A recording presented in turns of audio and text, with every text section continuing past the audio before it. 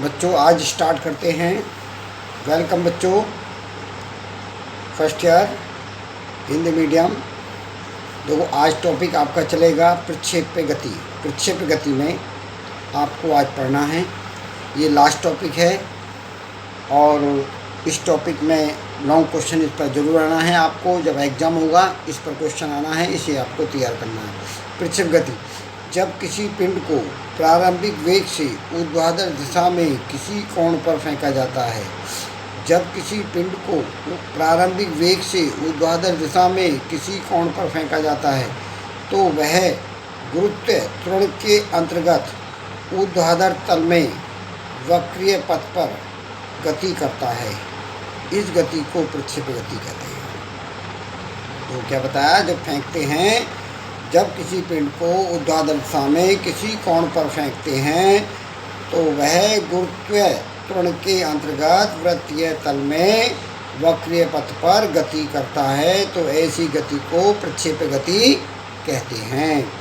अब प्रक्षेप्य गति, तो यदि प्रक्षेप पथ का जो गति वो करता है, जिस पथ पर वो चलता है उसे प्रक्षेप पथ कहते हैं। तो अब हम किसी पिंड को फेंकते, हमने कहो इस पिंड को हमने यू वेग से फेंका तो वक्रीय ऊर्ध्वाधर तल में वक्रीय पथ पर जो चल रहा है इसे हम प्रक्षेप पथ कहते हैं। क्या कहते हैं इसे? प्रक्षेप पथ है ये। को किस फेंक से फेंका? यू वेग, प्रारंभिक वेग यू से, किस कोण पर? थीटा कोण पर। ये कोण कितना होता है? ये कोण कहलाता है थीटा।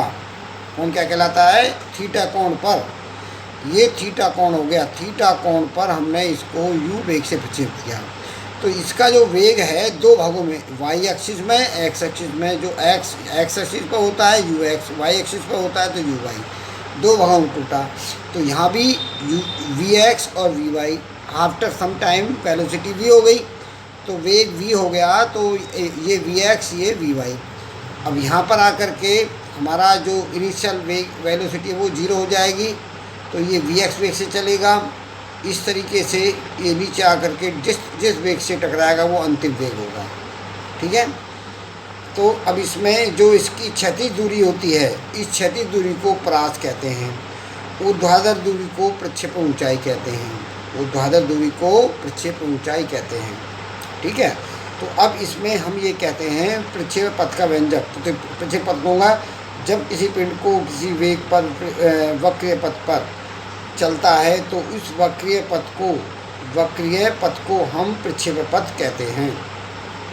माना कोई पिंड क्षैतिज से थीटा कोण पर यू वेग से फेंका जाता है, यू वेग से फेंका जाता है। माना प्रक्षेपण बिंदु ओ से वेग वियोजित होता है।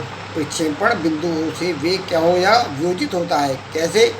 एक तो क्षैतिज में u का क्षैतिज घटक U X, U cos theta, u का ऊर्ध्वाधर घटक U Y, U sine theta.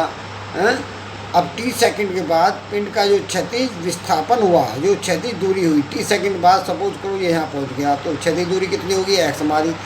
तो क्षैतिज विस्थापन क्या होता है? वेग गुणा समय। वेग कितना है? वी एक्स, और समय कितना है? t। तो u cos theta into T. तो यहाँ से हम t का मान निकालेंगे। इस समय t बराबर x upon you cos theta हो गया, इक्वेशन नंबर 1। अब हम ऊर्ध्वाधर पर चलते हैं, ऊर्ध्वाधर गति ऊपर के लिए। जब ऊपर के लिए करते हैं तो ऊर्ध्वाधर दिशा में विस्थापन क्या होगा? y equal to U Y into T, 1/2 G T square. U Y कौन सा? ऊर्ध्वाधर वेग, कितने समय अंतराल में? टी समय अंतराल में, माइनस 1/2 जी टी स्क्वायर। हमने अभी टी की वैल्यू कैलकुलेट की थी, टी बराबर क्या है? X upon U cos theta. तो इस टी की वैल्यू को हम इस इक्वेशन में रख देंगे। तो Y equal to U Y की value U sine theta, T की value X upon U cos theta, minus 1/2 G X square upon U square cos square theta. अब देखो इसमें क्या क्या कटेगा? यू से तो यू कट गया, साइन थीटा कॉस थीटा क्या कहते हैं? Tan theta. तो एक्स टेन थीटा हो गया, 1/2 G X square U square को स्क्वायर थीटा को एज इट इज लिख दिया। इसे कहते हैं प्रक्षेप पथ का समीकरण। क्या कहते हैं इसे? प्रक्षेप पथ का समीकरण कहते हैं। इसे प्रक्षेप प्रबलाकार पथ भी का समीकरण भी कहते हैं। इसे तैयार करना है। अब देखेंगे उड्डयन काल।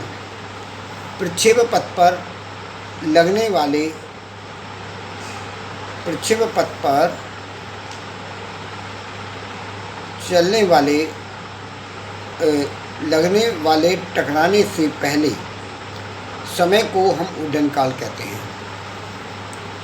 प्रक्षेप पथ पर लगने वाले टकराने से पहले समय को उड्डयन काल कहते हैं। ठीक है, उड्डयन काल क्या होता है? यदि गति का जो समीकरण होता है वो v बराबर, समीकरण क्या होता है? v बराबर u प्लस ए टी है। तो यहाँ पर क्या है, v का अंतिम वेग तो 0 हो जाता है, u हमारा u साइन थीटा में चेंज होता है ऊर्ध्वाधर के लिए। ये y लेते हैं यहाँ पर, यहाँ y लेते हैं, ऊर्ध्वाधर वेग क्या हो जाएगा? 0 हो जाएगा।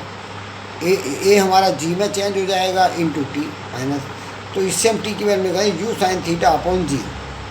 तो आवर्तकाल जो होता है, आवर्तकाल पूरे राउंड में यहाँ से यहाँ तक का तो आधा तो टी हो गया, जब पूरा निकालेंगे टी 2t हो जाएगा। तो टी बराबर 2t, 2u साइन थीटा, ये टी की वैल्यू यहाँ रख देंगे 2u साइन थीटा अपॉन जी।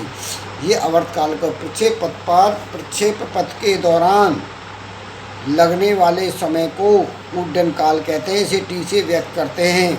उसकी आधी दूरी पे तो मतलब से मैक्सिमम हाइट तक तो बढ़ता है, एक समय टी लगता है, फिर अधिकतम से न्यूनतम पर शून्य होता है तो उसे टी समय लगता है, तो दोनों 2t हो जाते हैं।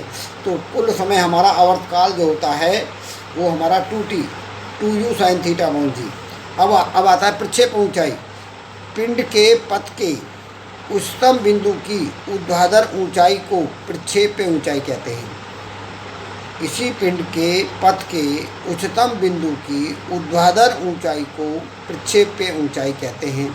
इसे में गति का समीकरण क्या लगाते हैं? थर्ड इक्वेशन कौन सी होती है? v square.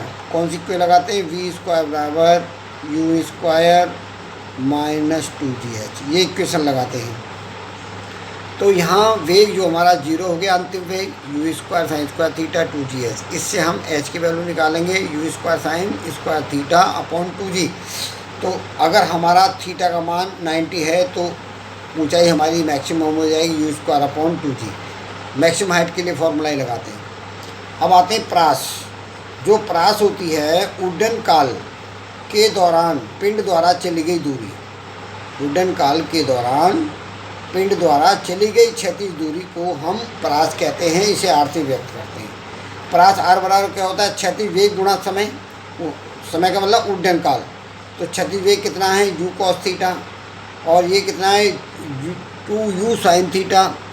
तो हमारा कितना होगा? u cos theta, u sine theta, तो कितना होगा? u square sine 2 theta upon G R बराबर। ये प्रास का फॉर्मूला हो गया।